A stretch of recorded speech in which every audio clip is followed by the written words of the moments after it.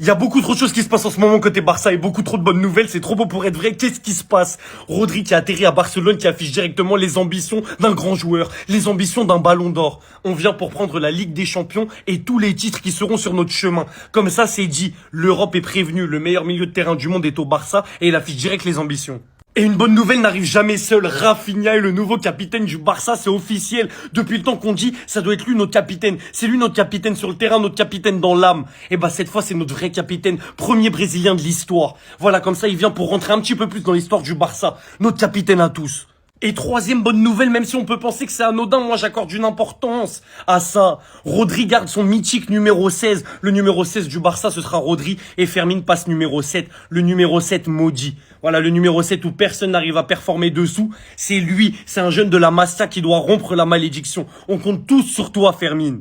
Je sais pas vous, mais la photo, je la trouve bien mieux comme ça. Voilà les Barcelonais qui ont fait la photo avec la Coupe du Monde. Plus de Ferran et Rodri qui s'ajoutent. C'est pas magnifique? Elle est bien mieux comme ça. Elle dégage encore plus d'aura que celle avec Ferran. Non, avec Rodri, c'est au-dessus. Rodri et Cancelo sont bel et bien arrivés à Barcelone, les deux avec des déclarations exceptionnelles. Cancelo, il a dit qu'en gros, c'était soit le Barça, soit rien. Soit il allait pas jouer, il allait rien faire, c'était Barça ou rien. Rodri qui arrive et qui affiche ses ambitions, c'est exceptionnel ce qu'on vit, les amis. Et le Barça, l'année prochaine, croyez pas, hein, on vient pour tout rafler. Si vous pensez qu'on est rassasié là en Espagne, de prendre tous les trophées espagnols, non, on va tout prendre. Et comme il a dit Rodri, il n'y a pas que l'Espagne. La Ligue des Champions aussi, on arrive pour toi. Même si c'est pas cette année, ce sera bientôt. Et j'en suis sûr et certain avec un joueur de ce calibre. Après avoir climatisé Madrid, à peine arrivé, il affiche déjà ses ambitions. Il a hâte de travailler avec ses coéquipiers. C'est un rêve pour lui de jouer à Barcelone. Oui, il a déjà parlé de Madrid. Et alors, Barcelone reste Barcelone, Madrid reste Madrid. C'est des grands clubs, donc ce sera toujours un rêve pour un joueur de jouer dans un de ces deux clubs. Enfin bref, et il part de la Ligue des Champions. Que lui, il est là pour aller chercher la LDC et tous les autres titres. Et c'est de cette personnalité dont on a besoin. Le capitaine numéro 1, c'est Rafinha. Mais l'autre capitaine du vestiaire, on sait tous que ce sera Rodri. Qui va parler devant Rodri? C'est le capitaine de la sélection. Il y a combien d'Espagnols en sélection? C'est lui leur capitaine. Franchement, Rodri, il va tellement ramener ce qui manquait. Et il va surtout permettre à des joueurs de moins se cacher dans les gros matchs au milieu de terrain. Il va permettre à certains milieux de mûrir. Moi, j'ai hâte de voir comment il va faire en sorte que Bernal s'améliore. Quand tu regardes le profil de Bernal et tu sais que tu as Rodri, c'est 4 années de formation. 4-5 années de formation pour Bernal. Gratuit comme ça. Non, franchement, les gars, je suis archi hype. Et surtout qu'il arrive fort. Les premiers mots, c'est de parler de la LDC. Et on sait tous, les Barcelonais, que ce qu'on attend, c'est la LDC. Donc on espère que Rodri va enfin réaliser notre rêve. Attendez.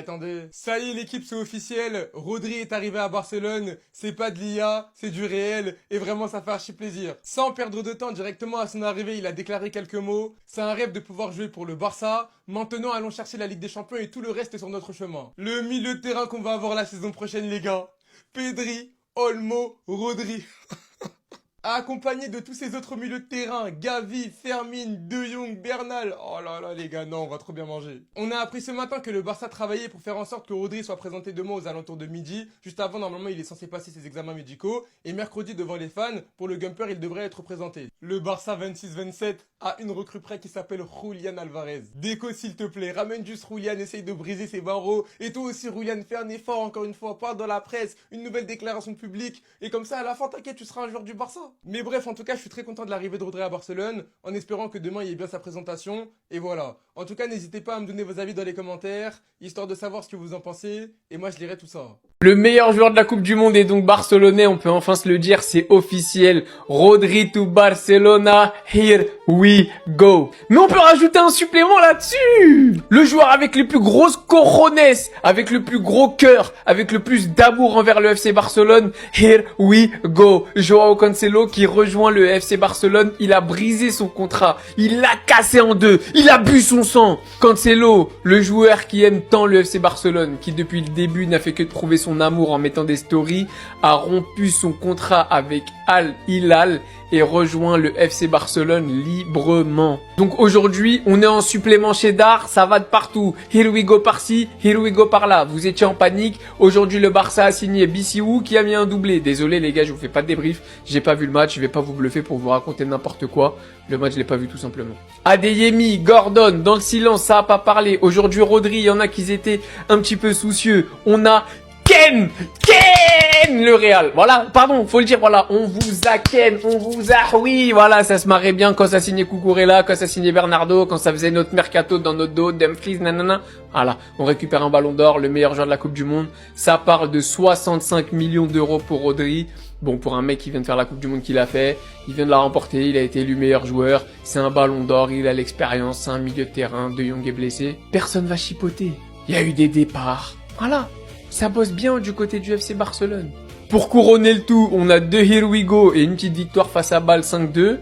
Lamine Yamal est de retour sur les terrains, il a marqué son petit penalty, il a fait sa petite passe D.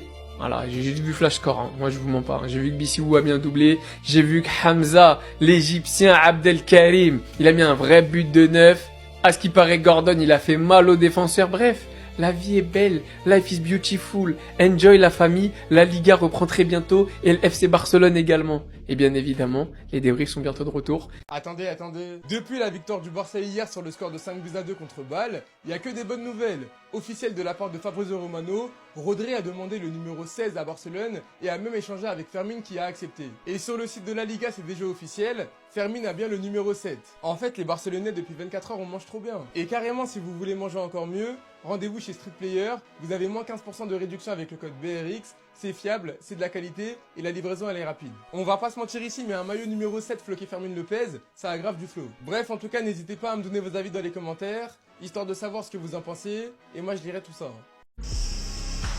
La situation concernant le dossier Alvarez est de plus en plus critique car même Simeone, qui était une piste clé, une personne clé pour ce dossier-là, est lui-même du côté de l'Atlético.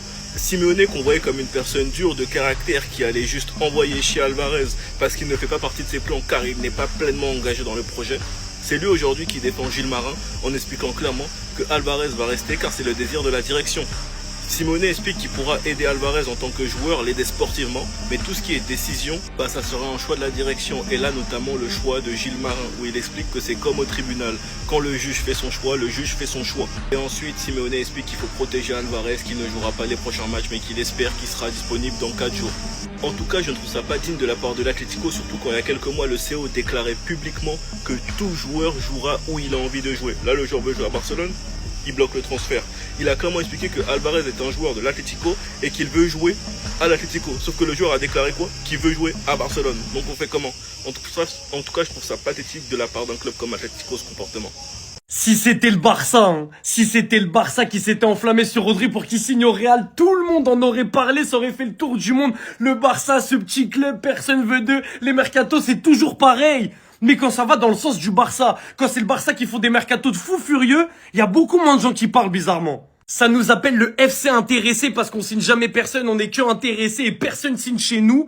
Le meilleur joueur de la Coupe du Monde a mis une clim au Real Madrid pour venir au Barça. Et ça en parle beaucoup moins que si c'était l'inverse. Mais pourquoi ? Si c'est un autre club que le Barça qui fait ce mercato-là, ça fait le tour du monde, tout le monde dit c'est le mercato de l'été. Comme c'est le Barça, on essaye de trouver des petits trucs. Ouais, Rodri, vous payez autant pour un mec de 30 ans qui se blesse tout le temps. Ouais, Gordon, ouais, le début de Coupe du Monde, ça le taillait. Ouais, Adeyemi, plus personne n'entend parler de lui. Et Cancelo, etc. Quand c'est le Barça, en fait, ça trouve toujours des excuses négatives pour dire qu'on n'a pas bien fait les choses. Il y a beaucoup de gens qui rigolaient l'année dernière et ça en parlait limite encore plus. Quand le mercato du Barça, c'était que Juan Garcia 25 millions, Rashford en prêt et Rooney Bargi. Ça disait, ouais, ils célèbrent l'arrivée de Juan Garcia comme si c'était Ronaldinho, ils en font trop, etc. Au final, le mec première saison avec le Barça, c'est meilleur gardien de Liga, top 2 des meilleurs gardiens du monde avec David Raya. Et c'est un des mecs qui prend le moins de buts quand il est sur le terrain alors qu'il joue avec une défense haute. Donc déjà, lui, vous avez fermé vos bouches. T'ajoutes à ça les excellents départs de ce mercato, des joueurs qui étaient des indésirables, Lewandowski qui était vieux, qui arrivait plus à jouer et qui prenait une grosse partie de la masse salariale, parti, Araujo pareil, indésirable, parti et gros salaire débloqué, pareil pour Ferran Torres où t'en tires 50 millions, gros salaire débloqué, Ter Stegen qui est un indésirable, en prêt.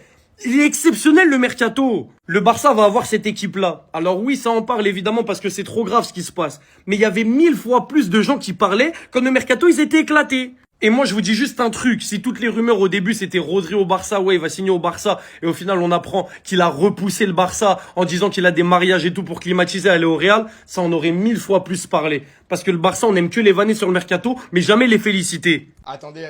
Je pense que de ma vie entière, j'ai jamais vu un joueur aimer autant le Barça que Cancelo. Cancelo est arrivé ce midi à Barcelone et il a déclaré après son arrivée, Deco savait que soit je venais ici, soit je passerais un an sans jouer tout en continuant à percevoir mon salaire. La déclaration, elle est lunaire et le pire dans tout ça, c'est qu'on sait tous ici qui dit la vérité. Dans un monde parallèle, si Al Hilal avait bloqué son transfert au Barça, je pense qu'il serait vraiment resté sur le banc pendant 1 an, sans jouer. Et par la suite, il a rajouté également, c'est vrai que j'ai renoncé à une partie de mon salaire à Al Hilal, mais c'était nécessaire car dans mon esprit, c'était le Barça ou rien. Cancelo, sache-le, mais ici on t'aime. Vraiment on t'aime, t'es un joueur du Barça, t'aimes trop le Barça, et nous on aime trop ça. Et pour finir, il a déclaré, nous avons une équipe très forte cette saison, je suis enfin là où j'ai toujours voulu être, j'ai travaillé dur pendant toute la semaine pour être prêt pour le Barça. Quand on vous dit que la devise du Barça c'est Mesque un club, vous voulez pas écouter. Mais regardez par vous-même, regardez seulement l'amour qu'il a pour le Barça. C'est exceptionnel. Cancelo en 3 ans, il a signé 3 fois au club. La saison 23-24, la saison 25-26 et maintenant la saison 26-27. En fait, c'est du grand n'importe quoi. Bref, en tout cas, n'hésitez pas à me donner vos avis dans les commentaires, histoire de savoir ce que vous en pensez, et moi je lirai tout ça. Le Barça n'a pour l'instant pas signé de neuf et pour moi le mercato est quand même réussi car déjà tu as recruté le meilleur joueur de la Coupe du Monde qui est Rodri, tu as recruté en attaque Gordon, Adeyemi ainsi que Bissiou. D'ailleurs Gordon et Adeyemi qui vont être présentés demain au Gamper, Rafinha qui va parler au Gamper car il est actuellement le capitaine numéro 1. Et honnêtement, on peut voir de très belles choses durant cette saison car on pourrait voir un Rafinha faux neuf. Comme je vous avais expliqué en mai, pour moi, il n'est pas la peine d'aller chercher un neuf hors de prix si tu ne peux pas avoir le meilleur qui est Alvarez, celui qui est le plus adapté à ton système. Donc autant partir avec un faux neuf Rafinha, un Gordon ou un Adeyemi à gauche et un Lamine Yamal à droite. Et je pense bien que ce week-end, c'est ce qu'on verra. Rafinha en faux neuf, Adeyemi à gauche car il est plus en forme car Gordon est revenu un peu après et Yamal à droite. Et d'avoir enfin 2 ailiers qui percutent, 2 ailiers qui tasent, franchement ça va devenir de plus en plus intéressant. Surtout si d'un côté il y a un latéral offensif comme Baldé ou Cancelo et de l'autre côté un peu plus défensif mais qui combine assez bien avec Yamal, Koundé. Enfin bref, donc vous les gars vous en pensez quoi? Ramenez-vous sur Snap, on s'ennuie. Et les gars je suis persuadé que cette saison on va faire une très bonne saison avec ou sans neuf et qu'on va enfin frapper un gros club en phase de poule. Je vous aurais prévenu. Les gars, Patrick Vieira est le nouveau sélectionneur du Sénégal. C'est désormais officiel, il prend la succession de Pape Thiaw. Les Sénégalais, vous en pensez quoi? Faut savoir que Patrick Vieira, il est né au Sénégal. Il a fait une petite partie de sa jeunesse là-bas, même si c'était pas longtemps, je crois que c'est jusqu'à ses 7 ou 8 ans, il était sur Dakar. En termes de joueur, bon, y a rien à dire. Il a la carrière qu'il a eue, tout simplement incroyable. Ça veut dire c'est quelqu'un qui est respecté dans le monde du football. En tant que coach, il a fait New York City, Nice, Crystal Palace, Strasbourg et Genoa. Du coup, là, c'est un tout nouveau rôle parce que là, c'est un poste de sélectionneur. On l'a jamais vu dans ce rôle-là, mais je pense que ça pourrait lui correspondre. Maintenant, il y a déjà des rumeurs qui disent qu'il veut faire un peu de nettoyage au sein de la fédération et du vestiaire. Par exemple, qu'il mettrait à l'écart du vestiaire des gloires comme El Hadji Diouf ou Kalilou Fatiga. Donc, à prendre avec des pincettes parce que ça, on sait pas si c'est vrai. Personnellement, je pense que c'est une bonne chose. Je pense que c'est un coach qui peut faire passer un palier au Sénégal. Comme je le disais juste avant, en tant que joueur, les gars, il a tout vu, il a tout connu. Le monde du football n'a aucun secret pour lui. En termes de vision de football, je sais pas ce qu'il va proposer pour le jeu du Sénégal, mais dans la gestion des humains, je pense qu'il est très fort. C'est quelqu'un qui a du tempérament, mais qui sait aussi être calme. Et c'est un ancien, c'est un grand frère. En fait, t'es obligé de le respecter. C'est Patrick Vieira. Sachant que le Sénégal a des très bons milieux de terrain, il pourra que les développer déjà. Que ce soit Pape Gueye, Lamine Camara, Pape Matar Sarr, t'es obligé d'écouter Patrick Vieira. C'est simple. Après, pour l'animation offensive et défensive, on verra ce que ça donne. Mais je pense que ça peut être pas mal. Pour moi, c'est une bonne signature pour le Sénégal. Je sais pas ce que vous en pensez. Mais moi, je valide le choix. Franchement, je valide le choix. Donc Patrick Vieira, bienvenue à la maison. T'es de retour. Et on est pressé de voir ce que ça donne. Sénégal rec!